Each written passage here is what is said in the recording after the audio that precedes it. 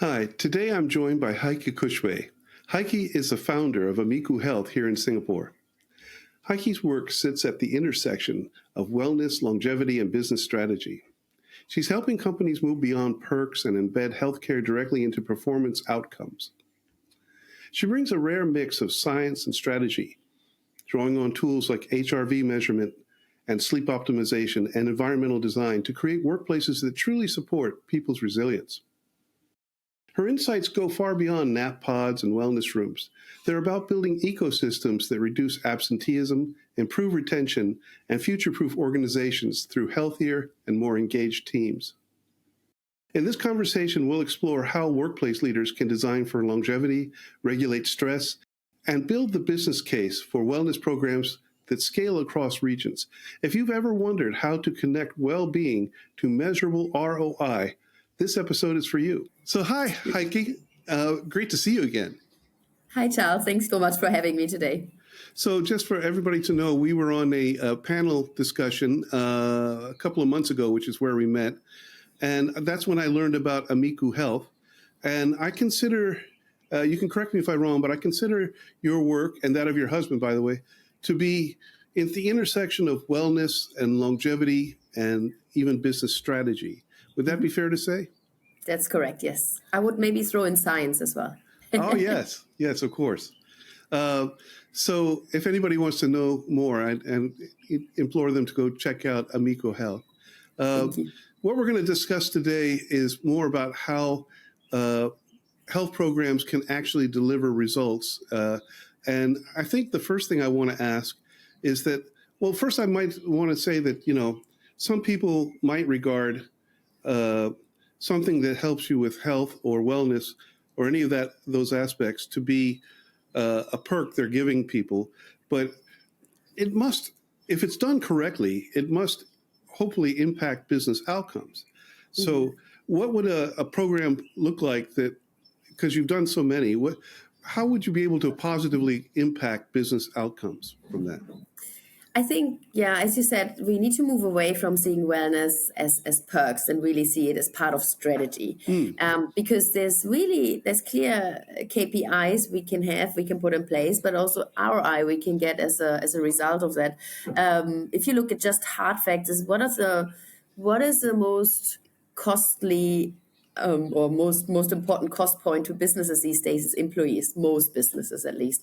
So how about we look at employee retention, we look at absenteeism, and we look at employee satisfaction, because that's our largest cost point. And that's something we can measure them too. We can measure those. Exactly. We can measure them, and we can positively influence that by bringing wellness and employee well-being into the strategy, into core strategy, rather than just making it a perk. So do people make a lot of mistakes in setting one up, or is it? I wouldn't say that. I think people come from a good intention, right? So I think the key thing is that when people put it in place, most of them come from a good intention, but it's still good to, and you will know that best and appreciate that as an interior designer and architect, is rather than just looking at what a place looks like and what boxes it ticks, looking at what experience do users actually have in the space. And it's very different from industry to industry. For example, investment bankers need a very different environment to architects that maybe do creative work together in a group. So they need very different elements. If you would put wellness into place, for example, for an investment bank, might be good to have little wellness pods where you can have a quick, easy reset. But stress is really high for these guys. So it's maybe good to have little wellness pods where you can bring the nervous system down and have little quick elements that help. Whereas, for example, for a group of architects, it could be very interesting to have maybe pods where you can have collaboration that you can enhance, or where you say we do a walk and talk session. What we used to do with our team is we used to take them to the gym or climbing, and then we had strategy meetings while we were climbing or while in the gym or doing a boot camp, and throwing a little bit of brainstorming into that as well.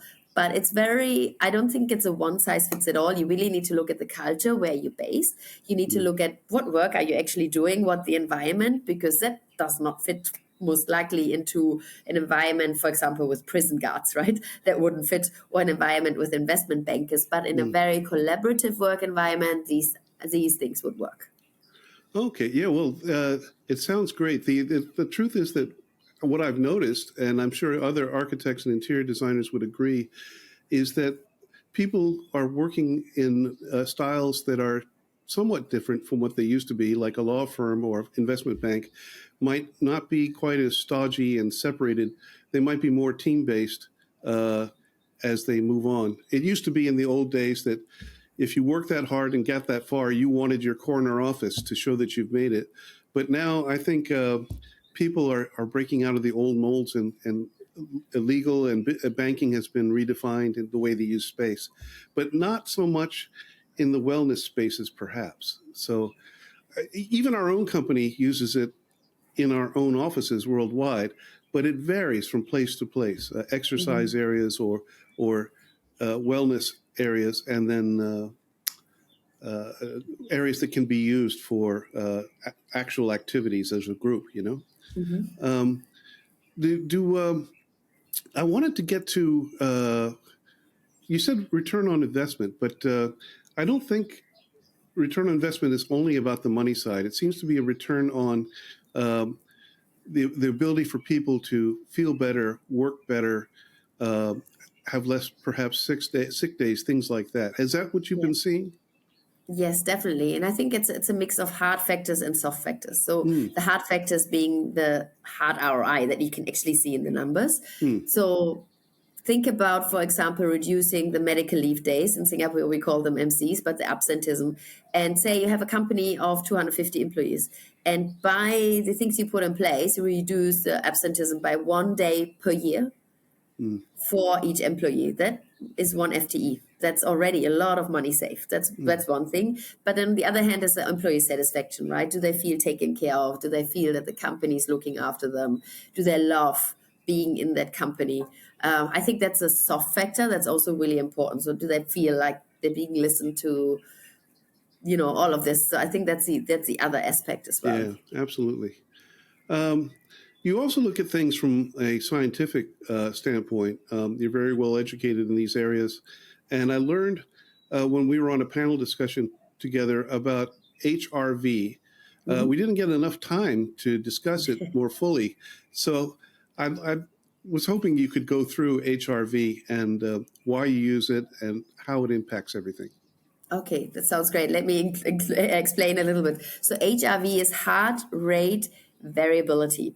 That is basically describing, or it's an amazing measure we have these days. Very easy through devices like the Aura Ring, the Garmin Watch, Apple Watch, the Whoop, whatever you're wearing, Hmm.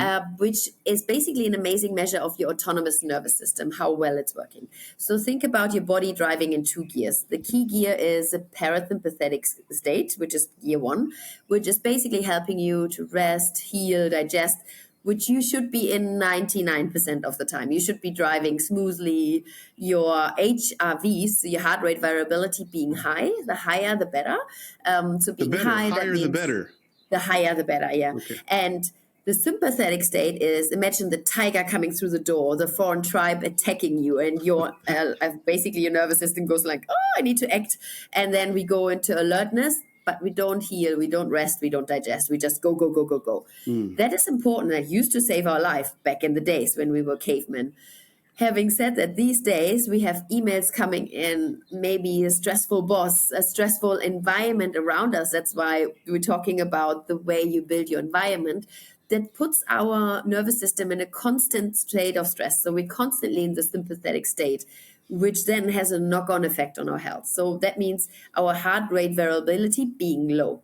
So when the heart rate variability is low, that means we're not as resilient. We don't have as much resilience in mm, our life to switch gears, and that will lead to being sick more often, not being able to sleep so well, and also not being as productive, having more absenteeism, being more sick, more leave days. So all of that has a knock-on effect. If you think about heart rate variability, it's basically think about your heartbeat beating, let's say 60 beats per minute. And we think it's like a metronome, but it's actually not. It's very much 1 second, 1.05 seconds, 0.95 seconds. And the wider the variability, the better for us. That means more resilient our body. So the higher the value, the better. So if you have a device, look at it. Again, be very careful because you can't just can't just compare an Aura ring with an Apple device or Garmin watch, because they all use either different measures or different time points. So what you should look at is your own values and how But basically then what they would you do? develop. What would you do with that information once you have it? And you say, oh, I need greater variability or whatever you take from it. What would you then, would you get up and walk more? Would you do certain exercises? What would you do? So I think there's really, so if your heart rate variability is quite low, I think one of the most impactful thing is sleep. Do go to bed a little bit earlier, sleep earlier, and work on your sleep, because having proper quality sleep, and that's a whole different podcast to go through all of what is important for sleep. So key. I think one of the biggest cornerstones of our health. There's no drug, there's no supplement that can give you what sleep can. So absolutely key. Sleep more. Ideally, maybe go to bed a bit earlier. That's one thing. The other thing, and it impacts your line of work, is look at the light around you. So direct light, the fluorescent light, is actually very bad for our nervous system because it puts us on constant alert. So the best light we can actually have is the indirect light. That's reflecting off the ceiling. That's reflecting off. Also, in the evening, when you have a late night, having the bright fluorescent lights activates our nervous system. So ideally, we switch to a more orange-red light in the evening in order to help our nervous system calm down. So light is absolutely key if you look at that. Acoustics. Research has shown, actually, if you have a loud working environment or if you have car noise coming in the whole time, you're as productive probably with the car noise as if you are when it's quiet or you have bird sound. Having said that, your nervous system is high and you don't feel rested in the evening. So long term, it has an effect on your health. And that might mean you're not as productive than the next day. Maybe on that day, you're having all that noise, it's fine, you're productive. But then the next days, the knock-on effect is you just won't be. Okay. Well, it just sounds like there's a lot you could do with that information once you have it. Mm-hmm. Oh, wow.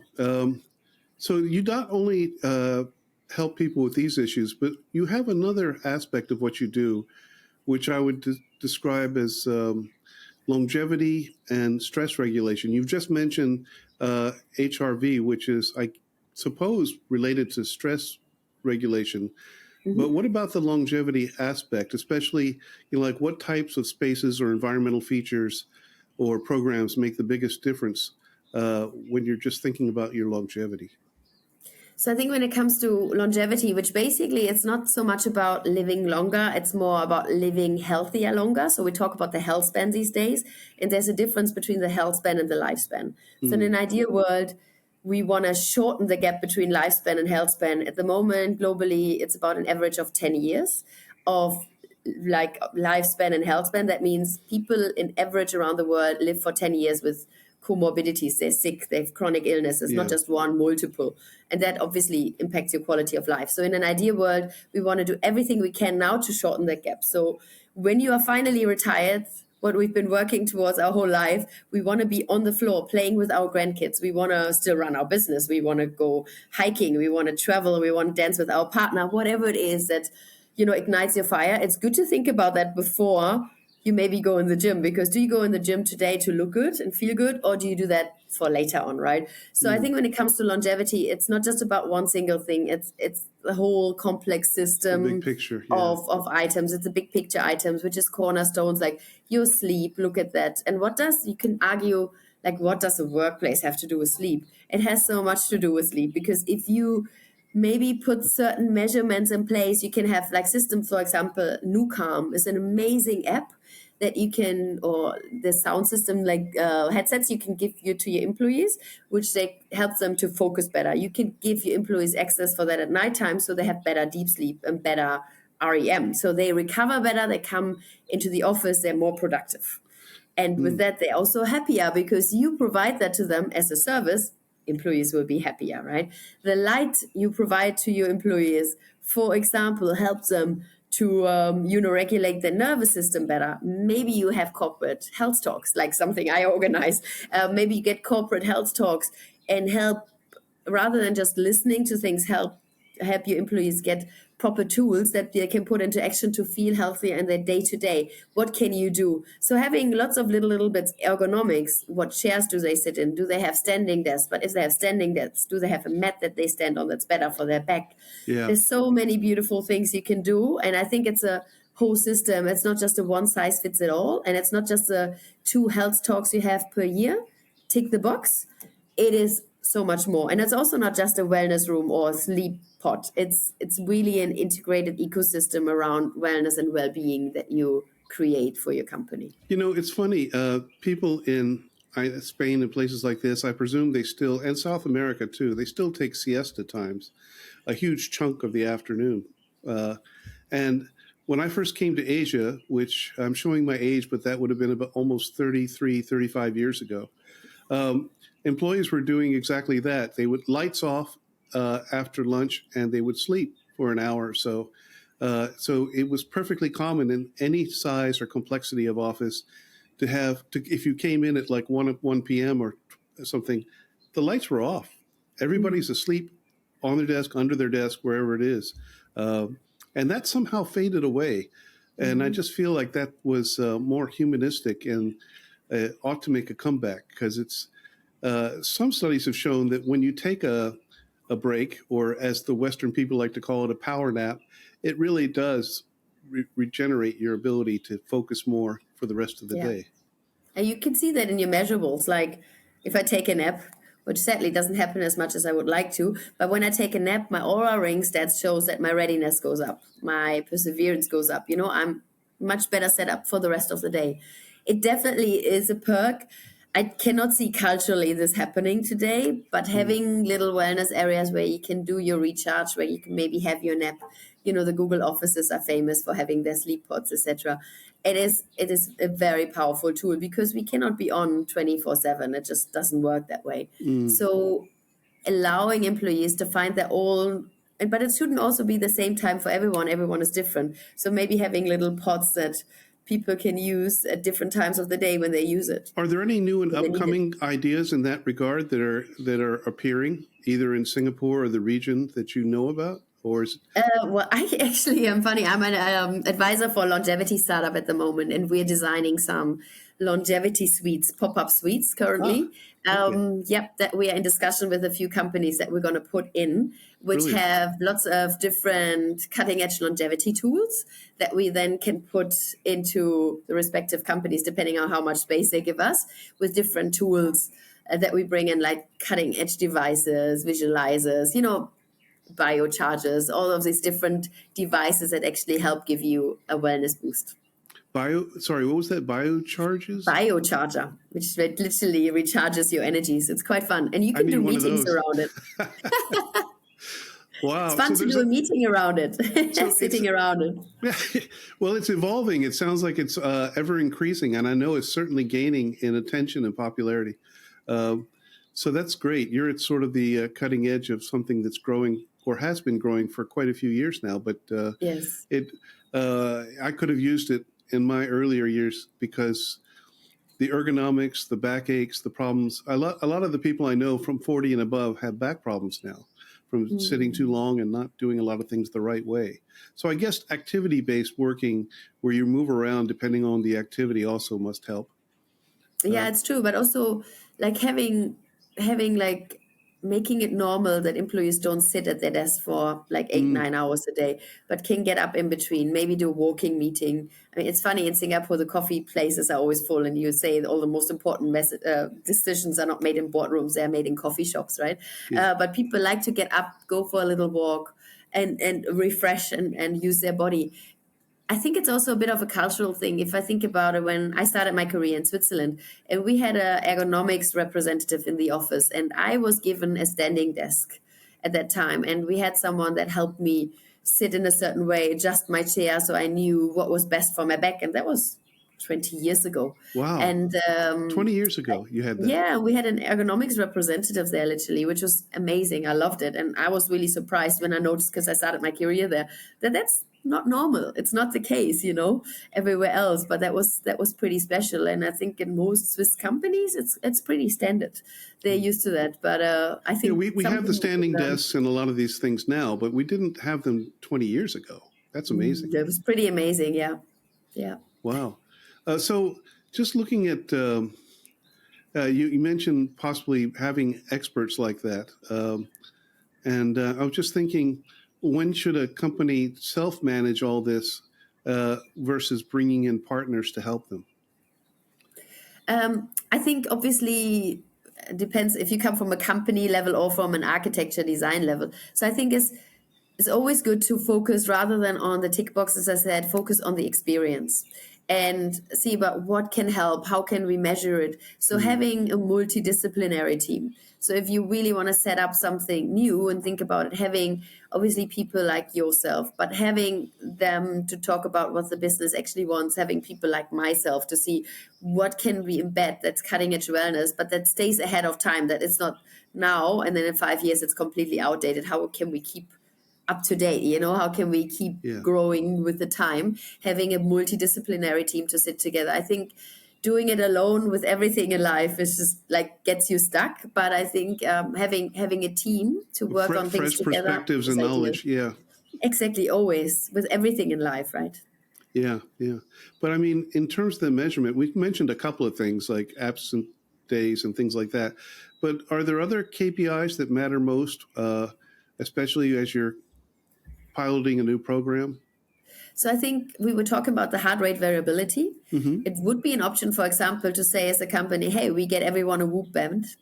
And we're going to start measuring, we're putting a few things in place and we're going to measure the effect on you. And then they could do something fun like the less, you have less absenteeism days, but for that you get 2-3 extra days of leave a year. You can do things like that. Again, you need to be careful with data and Yeah. safety You have to but anonymize it. again, make it fun, make it engaging. And I think the uptake rate of staff of these wellness initiatives could also be a great measurement, because that means, are they engaged, are they involved? That is also a great measurement to take into account. Well, The usage. is it better to start some locally and then scale them globally? I would imagine. I Yeah. always am a big believer with any project. When you put something new in place, it's always good to start locally and smaller first, to pilot it, do a little bit of trial and error, and then roll it out globally. I think it's always good to start with a pilot with anything. Okay, that's great. Well, I guess aside from directly calling Amicu Health and yourself, is there any other clear step leaders can take to get started or to think about the first steps?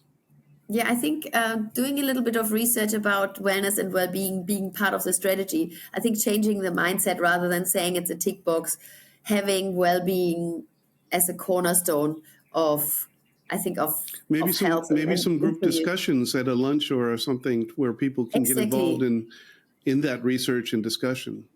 Also, I think employees these days, there's many resources available, and many people have coaching educations, maybe sound healing educations. You never know what their personal, little specialties are. So maybe bring them together and see, hey, any of you maybe have any tools that you can use. Maybe someone is energy Reiki healing certified. Maybe someone does sound healing. Maybe you can offer something that you have available within your teams, Yeah. rather than having always to get someone from external. I'm sure there will be lots of resources. What you have, as an example, a friend of mine was working with Standard Chartered in a traditional corporate job, and she did her health coaching education. Mm. And then she lobbied the CEO quite a while until he said yes. So he gave her a full-time job to basically pull together all the volunteer coaches within Standard Chartered that then offered coaching for employees. So now Amazing. Standard Chartered has this program of coaches in-house that are employees and they're coaching employees. So it's like a beautiful ecosystem of employees doing that for employees, which is really nice. And they're even now coaching people outside of Standard Charters, I think female entrepreneurs in Africa and in Thailand, to really help them. So it's a bit of a CSR activity, and employee retention went up, absenteeism went down, engagement went up. So it's beautiful, and that all came from within. So I think there's a lot of things that can be done from within the company, because people have a lot of interests, and maybe they've been shy to talk about it, but getting peer groups, getting groups together to talk about what you have on hand Yeah. could be very useful. Wow. Well, I guess that covers most of the main points. Heike, I want to thank you for joining me for this short session. I hope we can do this again sometime. Thank you for having me. See you soon. Thank you. If you want to learn more, email Heike Cushway at amikuhealth.com or connect with her on LinkedIn.